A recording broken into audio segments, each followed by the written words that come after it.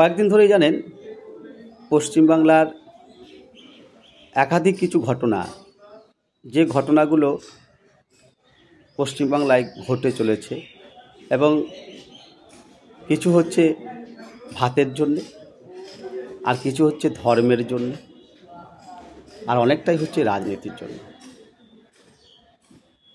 এর মধ্যে চাপা পড়ে মরছে কারা জানেন? মরছে এ রাজ্যের শিক্ষিত বেকার ছেলেগুলো, যাদের চাকরি নাই, চাকরি পেয়েও আবার চাকরিহারা হতে হয়।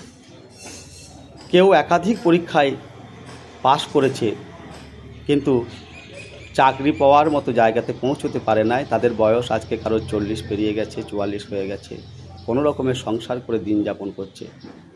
এমনই এক আমার ভাই চিন্ময় দাস।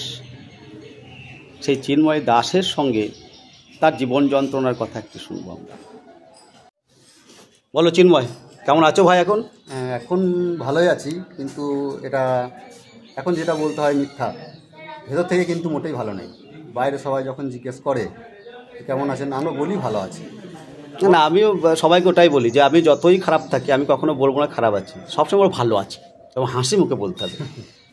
আচ্ছা, আমি যে কারণে তোমার সঙ্গে কথা বলছি আর কি, আমি প্রথমে জিজ্ঞেস করবো যে তোমার এডুকেশনাল কোয়ালিফিকেশান কি?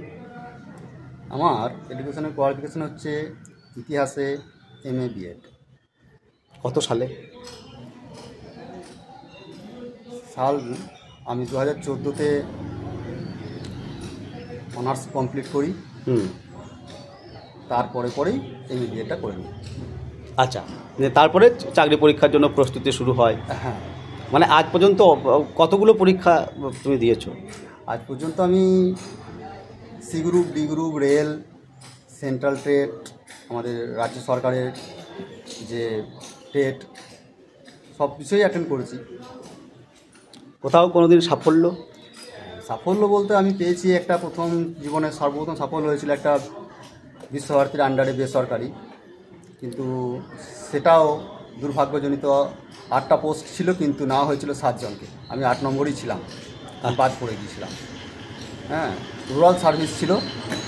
তারপরেই আমার দ্বিতীয় সাফল্য পাই গ্রুপ সি পরীক্ষায়, প্রিলিমিনারিটাতে, কিন্তু তারপরে সেই সময় মেন হতো, কিন্তু মেন পরীক্ষায় উত্তীর্ণ না হওয়ার জন্য ওটা আর আমার জীবনে অর্জন করা সম্ভব হয়নি, কারণ ওটা আমারই ব্যর্থতা, যেহেতু আমি মেন পরীক্ষায় উত্তীর্ণ হতে পারিনি। কিন্তু তারপর 2012 সালে টেট পরীক্ষায় যথারীতি আমরা পাস করি এবং আমিও পাস করি, এবং আমাদের সবাইকেই, যতগুলো ক্যান্ডিডেট আমরা পাস করা ছিলাম, সবাইকে আমাদেরকে সার্টিফিকেট দেওয়া হয়েছিল পরবর্তীকালে ইন্টারভিউ নেওয়ার জন্য। কিন্তু 2012 সালের কোনো পরীক্ষার্থীরই ইন্টারভিউ হয়নি। মানে টেট পাস কারোর ইন্টারভিউ হয়? কারোরই ইন্টারভিউ হয়নি। পরবর্তীকালে 2015 সালে যে পরীক্ষাটা হলো টেট পরীক্ষা, সেটাতেও আমি পাস করি, এবং পাস করার পর যখন দেখি যে আমার থেকেও যারা কম নাম্বার পেয়েছে তারা ইন্টারভিউ ভেরিফিকেশান এবং ইন্টারভিউ ডাক পাচ্ছে, তখন আমরা আইনি পদক্ষেপ নিই, এবং আইনি পদক্ষেপের মাধ্যমে আমরা অনেক দূর অগ্রসর হই, এবং শেষ পর্যন্ত আমি আমার প্যানেলেও নাম আসে। হ্যাঁ, কিন্তু মৌসুমী ভট্টাচার্য প্যানেলটা পুরো ক্যান্সেল করে দেয় দুর্নীতির জন্য। তারপরে বলেছিল আবার নতুন করে ইন্টারভিউ সকলকে নেওয়া হবে, কিন্তু সেক্ষেত্রেও আমাদের সঙ্গে আবার ঠিক আচরণ করা হয়নি, কারণ আমাদেরকে কিন্তু আর ইন্টারভিউ ডাকেনি। যেহেতু তোমরা কেস করেছিলে, সেটা বা কোর্টের মাধ্যমে স্টে অর্ডার হয়েছিল, হ্যাঁ, বা ক্যান্সেল হয়েছিল, যেহেতু আমরা কোর্ট কেসের মাধ্যমেই আমরা প্যানেলের নামটা এসেছিল। পরবর্তীকালে যখন সঠিকভাবে ইন্টারভিউ আবার নতুনভাবে ডাকলো সবাইকে, আবার বাদ দিয়ে দিল। বর্তমানকালে যাদেরকে ইন্টারভিউ নিয়ে প্যানেলটা বার করা হয়েছে তাদের বর্তমানে নিয়োগ চলছে। নিয়োগ প্রক্রিয়া চলছে। আচ্ছা, কিন্তু তোমরা যারা যোগ্য, তোমরা পেলে না? না, মানে তোমরাও কিন্তু এক ধরনের ভয়ঙ্কর এ রাজ্যের যে দুর্নীতি, সেই দুর্নীতির শিকার হলে। হ্যাঁ, তাই তো? যেমনটা আজকে আমাদের 26,000 শিক্ষক শিক্ষিকা রাস্তায় বসে আছে। 26,000-এর সবাই কিন্তু দুর্নীতিগ্রস্ত ছিল না, সবাই যারা যোগ্য ছিল তারা ওই দুর্নীতির জন্য কিন্তু আজকে পথে বসে আছে। হ্যাঁ, এখন তোমার জীবন জীবিকা কীভাবে চলছে?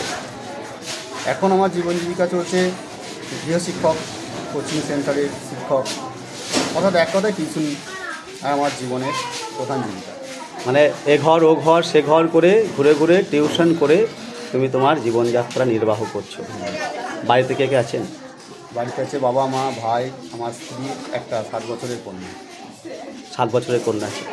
7 বছরের, হ্যাঁ। তাই না?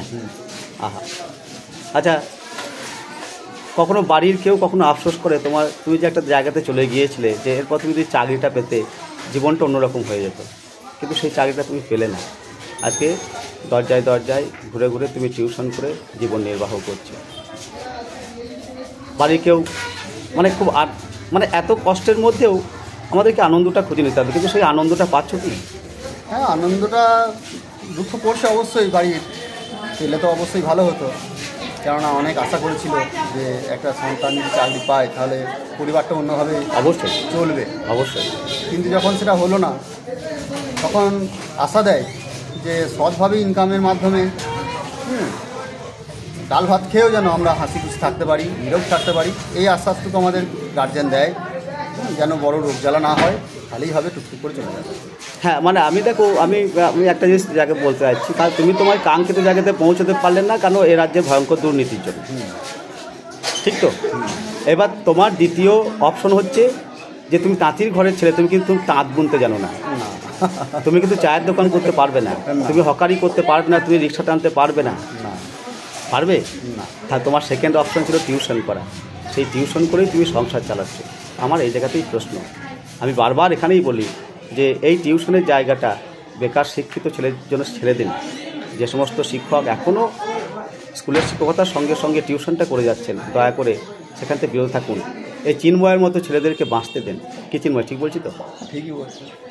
বেশ ভাই, ভালো থেকো, দুঃখ করো না।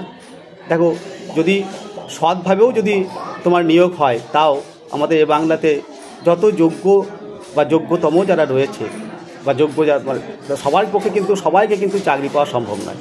তাহলে আমাদের অনেকে কিন্তু বিকল্প জায়গা কিন্তু আমাদেরকে বেছে নিতেই হবে, তাই না? সেই বিকল্প সন্ধানেই আমরা থাকি। আর আমরা তো আর চিৎকার করে বলতে পারি না, তবুও বলি এই দুর্নীতি নিপাত যাক। ভালো থেকো চিন্ময় ভাই।